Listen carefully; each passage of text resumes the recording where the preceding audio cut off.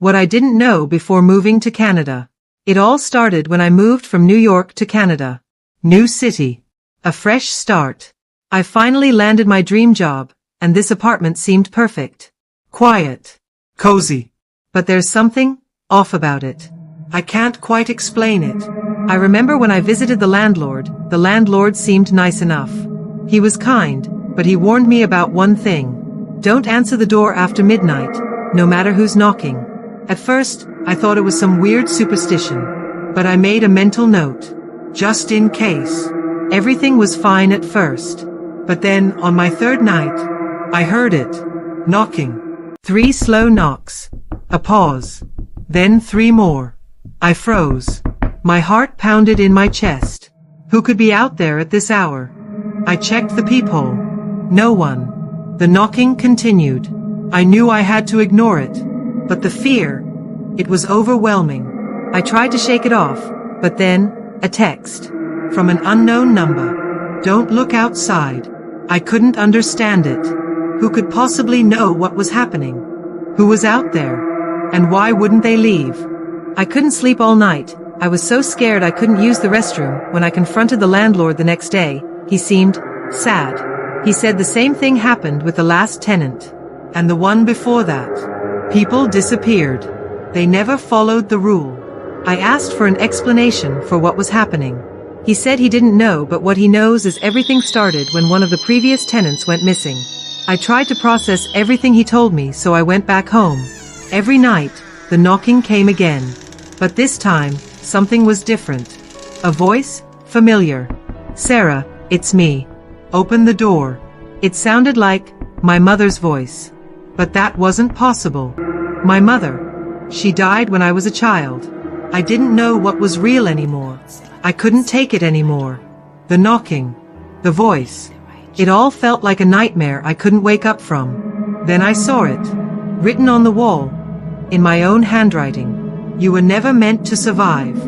What did that even mean? I was in shock, breaking down. I thought I was safe, but I wasn't. Something had been following me, something that wanted to stay hidden. Had always been there, watching. And now, it was too late to escape. A scary note slipped under the door. The note slipped under my door said, "You made the right choice.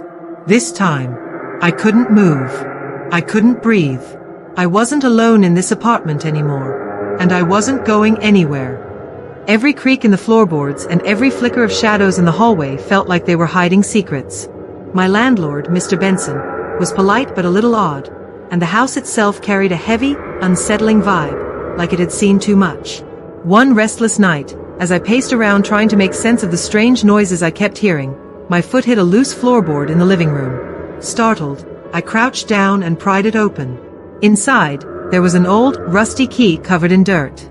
My heart started racing. Where did this key belong? And why had someone hidden it?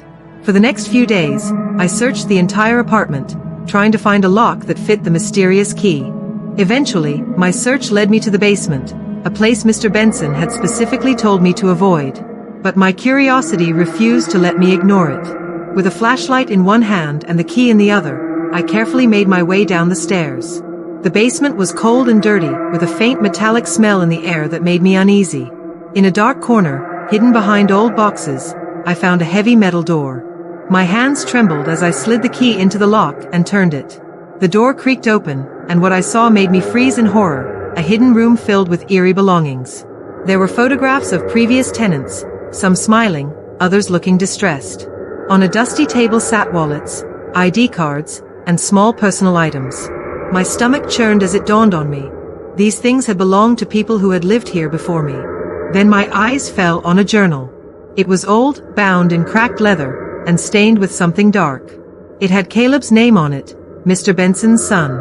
As I flipped through its pages, my worst fears were confirmed. Caleb had written detailed accounts of watching tenants, gaining their trust, and then making them disappear. The last entry sent a chill down my spine. It was about me. A loud creak on the stairs snapped me out of my thoughts. I quickly shoved the journal into my jacket and turned off the flashlight, pressing myself against the wall. Moments later, Caleb's shadow appeared in the doorway. His voice was calm, but there was an edge to it that made my blood run cold. "Sarah," he said softly, "you were told not to go into the basement." Without thinking, I bolted. I pushed past him and ran up the stairs, my heart pounding so hard it felt like it would burst. Caleb was fast, but fear gave me the strength to outrun him. I managed to slam the basement door shut and lock it, giving myself just enough time to call the police. When the authorities arrived, Caleb was arrested, and the horrifying truth about him came to light. The evidence in the hidden room connected him to the disappearances of several tenants. Mr. Benson, who seemed genuinely shocked by his son's actions, was taken in for questioning as well. The next morning, as the sun rose, I stood outside the building, watching the police carry out box after box of evidence. I felt shaken but also relieved. I had uncovered the truth and made sure Caleb could never hurt anyone else again. The apartment, once a place of fear and danger, now stood as a testament to justice. As I walked away, I took a deep breath. I had saved myself, and in doing so, I had honored the memory of the people who had vanished before me.